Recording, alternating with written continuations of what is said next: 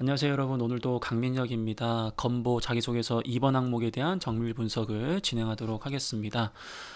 당부 사항과 그리고 강의 구성은 이전 강의 파일에서 이야기했던 부분과 동일하기 때문에 여러분들이 눈으로 빠르게만 읽어주시고 꼭 실행을 해주셨으면 좋겠습니다.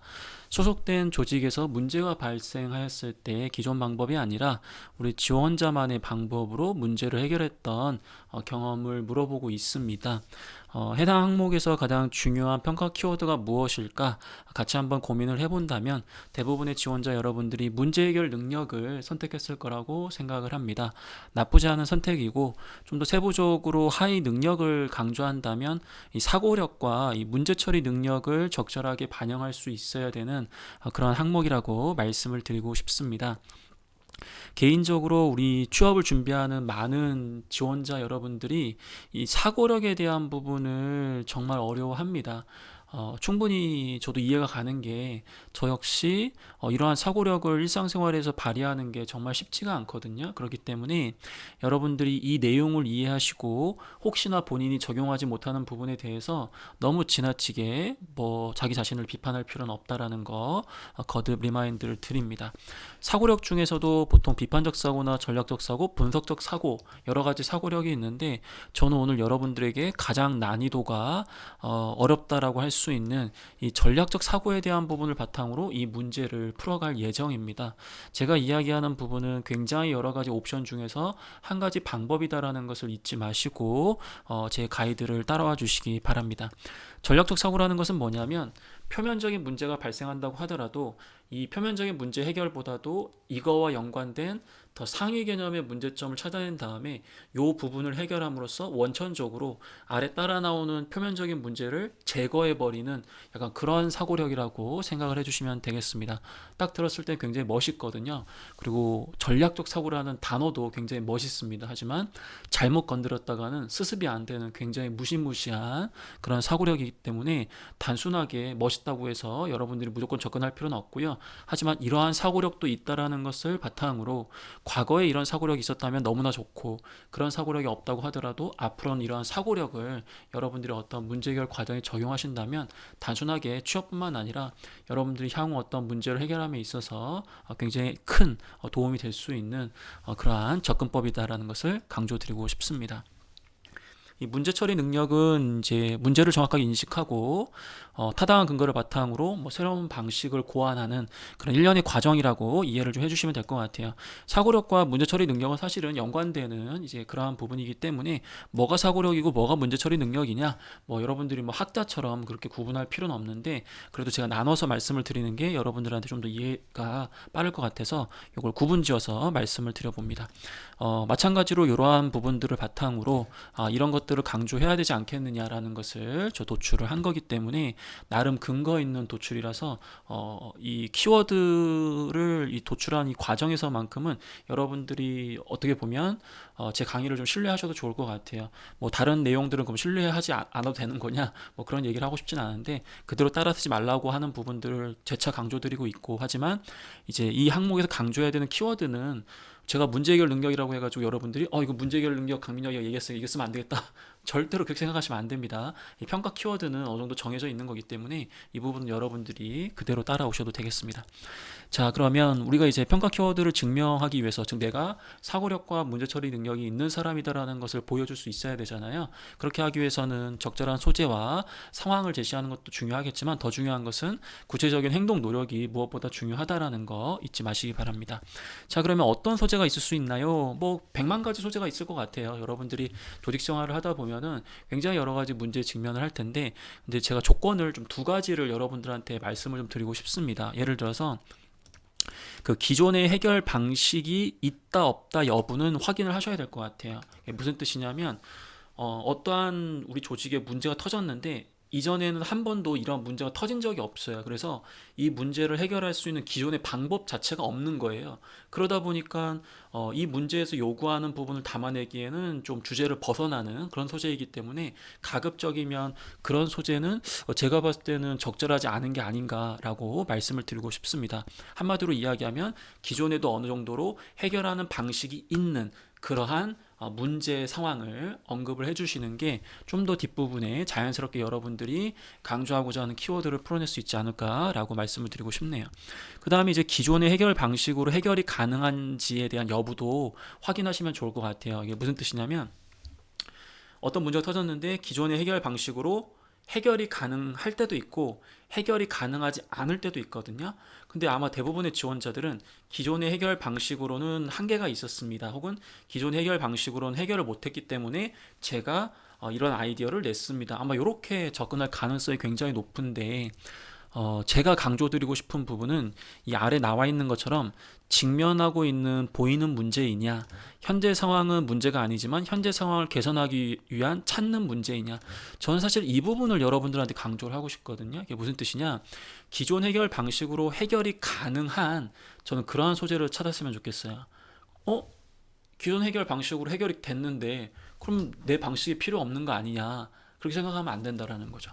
끊임없이 혁신을 통해서 아무리 기존의 방법이 지금의 문제를 해결하는 데 도움이 된다고 하더라도 그러한 방법보다 더 좋은 방법이 없는지를 끊임없이 고민하는 게 문제 해결 능력에서 이야기하는 혁신의 단계이자 보통 여러분들이 강조하는 창의성과 연관된 그런 좋은 어떠한 인식의 과정이거든요. 그렇기 때문에 직면하고 있는 보이는 문제, 즉 기존의 해결 방법으로는 해결이 안 됐습니다. 라고 하는 것도 안 되는 건 아니에요. 근데 저 같으면, 강민혁이 같으면 아마도 저는 기존의 해결 방식으로 어느 정도 해결이 됐지만 저는 그 안에서 아쉬움을 찾아내고 더 좋은 방법을 적용하려고 하는 약간 그런 모습을 좀 강조할 것 같아요.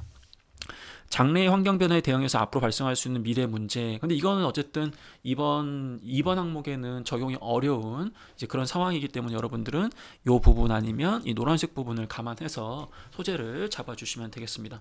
뭐 아르바이트, 동아리, 그 다음에 뭐 인턴, 재직 경험, 뭐 경험 엄청 많을 것 같아요. 그래서 뭐 특정 경험을 제가 뭐 타겟팅하진 않겠습니다만 소재에 대한 어떤 상황 자체에 대한 부분, 문제가 어떻게 발생했는지 그런 부분들은 제가 얘기했던 이 두 가지 부분을 참고를 좀 해주시면 좋겠습니다.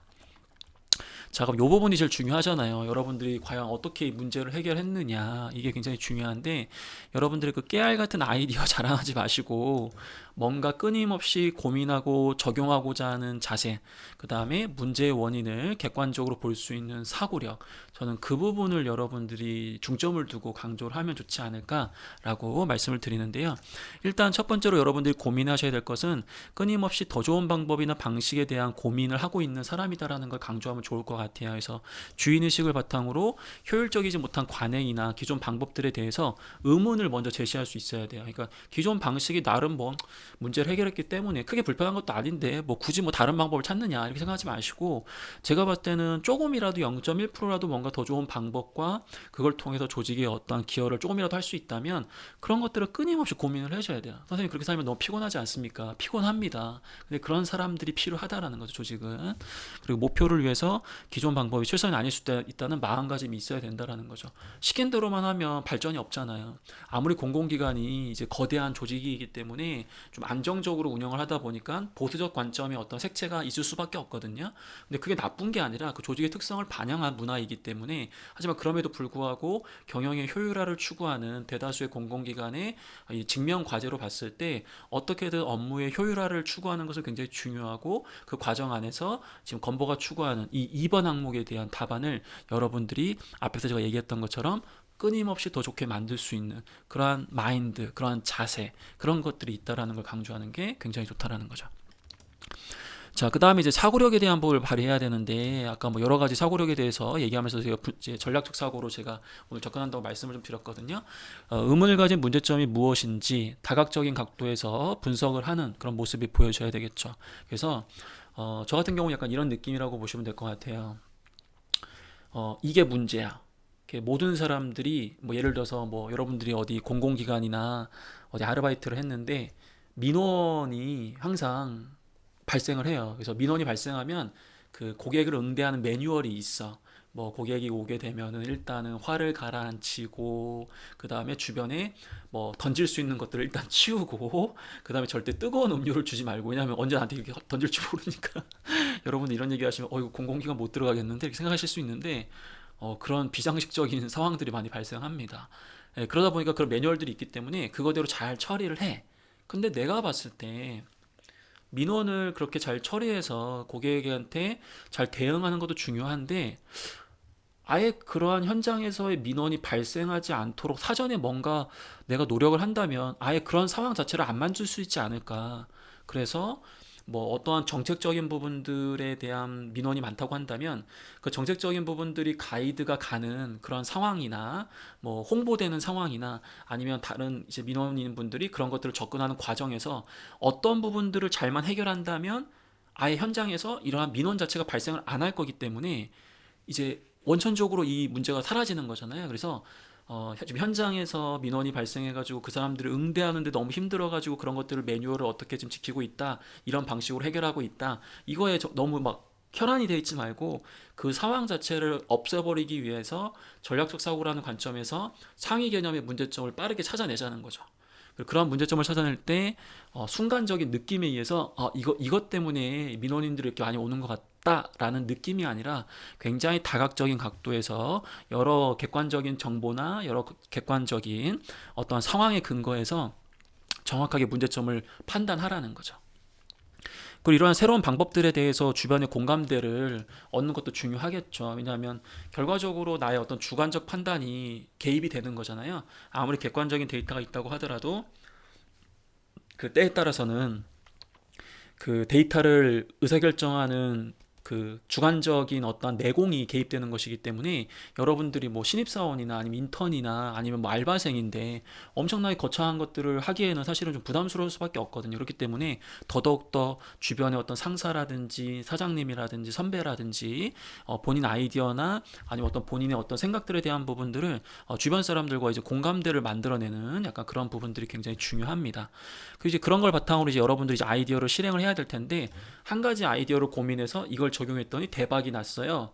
제가 봤을 때 이런 일들은 거의 있을 수가 없거든요. 그래서 끊임없이 아이디어라는 건 발전하는 거기 때문에 여러 아이디어를 좀 만들어 놓고 그걸 믹스한다든지 아니면 여러 아이디어 중에서도 가장 기대 효과가 뛰어난 혹은 우리 조직이 가장 시급한 약간 그런 것들 판단해 가지고 대안을 모색한 다음에 비교 분석하면서 가장 적절한다라는 것을 여러분들이 이제 실행을 하고 그런 것들을 이제 끊임없이 보완하면서 아이디어를 정교화하게 해서 결과적으로 우리 조직에 좀 더 도움을 줄 수 있는 그런 새로운 방식들을 적용했다라고 강조할 수 있다라는 거죠. 아니 이거 지금 얘기를 듣다 보니까 어떻게 이걸 다 적용할 수 있느냐? 당연히 적용 못하죠, 여러분들. 저는 여러분들이 어떤 강점을 가지고 있는지 모르기 때문에 제가 이야기한 것들 중에서 여러분들이 갖고 있는 강점들을 최대한 많이 반영하라는 것이지 제가 다 지금 이야기한 것들을 다 담으라는 건 절대 아닙니다. 그렇게 쓰시면 오히려 의심스러워요, 여러분들. 근데 저는 근데 가급적이면 이 사고력이나 근데 사실 다 아깝다. 이거 다 버리기가 이렇게 생각하시면 안 돼요, 여러분들. 과감하게 버릴 건 버리셔야 됩니다. 자꾸 아까워가지고 이것도 넣고 저것도 넣고 이렇게 하다 보면은 글이 완성되기가 어려워요. 그리고 글자 수에 대한 압박을 받을 수 있기 때문에 그래서 중요한 거 여러분들한테 해당되는 거 이 세 가지 큰 키워드 중에서 가급적이면 두 가지 정도는 좀 넣었으면 좋겠는데 어쨌든 좋습니다.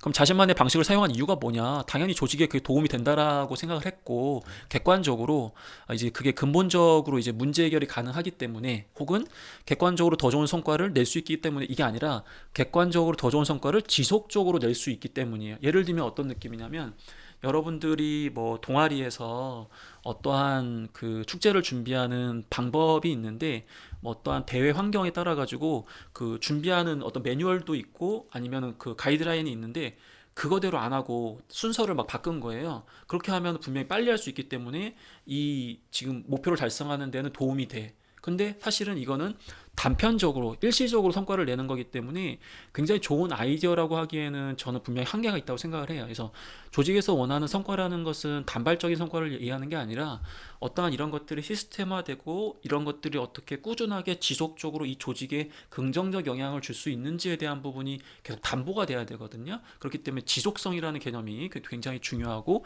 이런 부분들이 확실했기 때문에 저는 이 방식을 적용할 수 있었다. 뭐 이런 얘기할 수 있다라는 거죠. 그 다음에 아까 얘기했던 것 좀 다양한 대안 중에서 기대 효과가 가장 크다는 것 그런 것들이 충분히 예측되었고 공감대가 있었기 때문에 이 방식이 좀 좋다고 생각했다라는 확신의 과정을 줄 수 있다라는 거죠. 여러분들의 그 동물적인 감각 그런 부분에 너무 기대지 마시고 철저하게 객관적인 그런 시각을 유지를 해주셔야 되겠습니다. 성과나 배운 점은 어떤 거 쓸 수 있겠어요? 뭐 아이디어, 그 다음에 실행하고 개선하는 거, 그다음에 수정 보완 후에 이제 향상되는 모습들, 결과적으로 조직에 더 긍정적인 성과가 발생했다라든지 뭐 이런 것들이 어떤 중요성, 본인이 강조했던 문제 해결 능력의 어떤 노하우들, 그런 것들의 중요성의 깨달음을 얻었다라는 거, 뭐 이런 것들이 강조가 되겠죠. 자, 그러면 이 평가 키워드 각인에 대한 부분인데 구성 순서에 대한 부분이에요, 여러분들. 그래서 뭐 똑같습니다. 1번 항목 제가 얘기했던 거랑. 근데 이제 큰 틀에서 이렇게 되는데 마찬가지로 이걸 보여줄까 말까 하다가도 또 지금 보여주고 있거든요. 근데 분명히 제가 봤을 때 이거 그대로 따라 쓰려고 하면 여러분 절대 안 된다라는 걸 또 강조합니다. 지겹다 이 인간아, 어쩔 수가 없어. 제일 중요한 부분이기 때문에 제 영상 따위는 안 보셔도 좋다. 근데 따라 쓰고 맹목적으로 베껴 쓰는 거 여러분들한테 쥐약이 될 것이고 분명히 여러분들의 부정적 결과에 직접적인 영향이 있을 수 있기 때문에 거듭 강조를 드립니다. 자, 일단은 소제목, 상황, 역할, 그 다음에 뭐 생각, 행동, 그 다음에 결과, 배운 점 이렇게 쓸 건데 제가 그냥 아까 사실 이거 아주 이제 한번 써봤어요. 간단하게 위에 있는 가이드를 보고 나도 한번 써보자. 이게 되는지 안 되는지. 그래서 여기 보니까 저의 노하우는 전략적 사고와 팀원의 공감대로 근본적 문제를 제거하다라고 썼어요. 소제목을. 그럼 이걸 바탕으로 평가자한테 주고 싶은 건 뭐냐면 나는 어떤 문제 상황 속에서 상위 개념의 문제점을 찾아가지고 주변의 공감대를 얻어가면서 객관적으로 이게 정말 기대 효과가 있다는 걸 판단한 다음에 움직이는 사람이다. 약간 이제 그런 부분들을 좀 제안하고 싶었던 거죠. 자, 그러면 어떠한 조직에서 어떤 문제가 발생했을 때 어떠한 기존 방식으로 문제를 해결하고 있었다. 근데 저는 아까 어떻게 쓴다고 했었어요? 나쁘지 않은 성과, 뭐 나름 뭐 문제가 해결 잘 됐던 거, 뭐 크게 문제가 없어. 이런 것들을 갖고 쓸 것 같아요. 근데 어떤 분들은 어떤 조직에서 어떤 문제가 발생했을 때 어떤 기존 방식 문제를 해결하고 있었다. 근데 이런 건 임시 방편이었고 아니면 근본적 해결이 되지 않았다. 그 다음에 뭐 오히려 해결이 잘 안 돼가지고 고생을 하고 있다. 약간 뭐 이런 식으로 해서 그래서 언제 큰 문제가 터졌다. 약간 이런 식으로 쓸 수 있는데 앞에서 얘기했던 것처럼 선제적으로 문제를 도출해 나간다는 측면에서 이제 저는 나쁘지 않은 성과임에도 불구하고 이 아래에 나쁘지 않았지만 더 좋은 효율적 방법은 없을까? 주인의식을 갖는 거죠. 예, 기업은 이런 사람을 원하거든요. 해당 문제 발생 이전이나 전후 상황들을 고려했을 때 A라는 근본적 원인이 있었기 때문에 지금 터지고 있는 이 표면적 문제가 발생한 만큼 만약 A를 내가 해결하면 원천적으로 이 표면적 문제가 줄거나 이제 발생하지 않을 거 아니냐. 나는 그래서 이 A 문제 해결을 위해서 A 문제의 원인을 다각도로 막 고민도 해본 거지. 뭐 데이터도 한번 봐보고 뭐 다른 매뉴얼도 봐보고 주변 사람들 조언도 얻어보고 무엇이 문제였기 때문에 그럼 이런 것들을 바탕으로 주변의 공감대를 좀 얻어내면서 어떤 아이디어를 두세 개를 얻어낸 거지. 그리고 나서 이제 그 부분 중에서도 가장 지금 우리 조직 상황에 봤을 때 기대 효과가 크거나 아니면 직접적으로 어떠한 긍정적 영향력이 미칠 수 있는 어떠한 요소가 있다면 그걸 가지고 이제 문제를 해결하는 실행 방안을 제시한다라는 거죠. 야, 이 아저씨야, 이거 어떻게 이렇게 다 쓰냐? 글자 수가 모자라다. 글자 수 당연히 모자랄 거예요.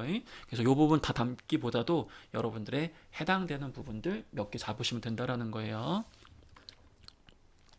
전 여러분들한테 오늘 어, 돼지 바베큐 있잖아. 여러분들이 지금 뭐 앞다리를 좋아하는지 뒷다리를 좋아하는지 모르니까 말 그대로 한 마리를 통으로 구웠어. 그래서 이 한 마리를 제가 지금 잘 맛있게 굽고 있거든요. 여기서 여러분들이 잘라 먹고 싶은 것만 잘라 먹으면 충분히 배불러요. 그렇기 때문에 뭐 억지로 이제 말 그대로 돼지 한 마리를 다 드시려고 하지 마십시오. 그러다가 탈납니다. 그래서 마지막으로 시행착오를 거쳐서 결국 이전보다 더 좋은 성과 창출했고 앞에서 강조했던 뭐 전략적 사고라든지 뭐 팀원의 공감대를 얻어내는 게 무엇보다 중요하구나 블라블라 이렇게 해서 깨달음을 제시하시면 되겠습니다. 간단하게 얘기하려고 했는데 또 이거 얘기하다 보니까 또 밑도 끝도 없이 길어졌거든요. 자, 이만 영상을 마칠 테니까 여러분들 오늘 선생님이 얘기한 거 너무 힘들다 생각하지 마시고 이런 아이디어도 있었네? 난 이것도 있었는데 그걸로 그냥 한번 써보자. 그 정도의 가벼운 마음으로 시청을 해주시면 좋겠습니다. 도움이 되셨다면 좋아요와 구독 눌러주시고요. 댓글로도 도움이 되었다는 말 해주신다면 지금 새벽 1시가 넘어가는 이 시간에 영상을 촬영하는 저에게도 큰 힘이 됩니다. 여러분들의 응원을 저도 부탁드리고 저 역시도 여러분들을 앞으로도 계속 응원하도록 하겠습니다. 감사합니다.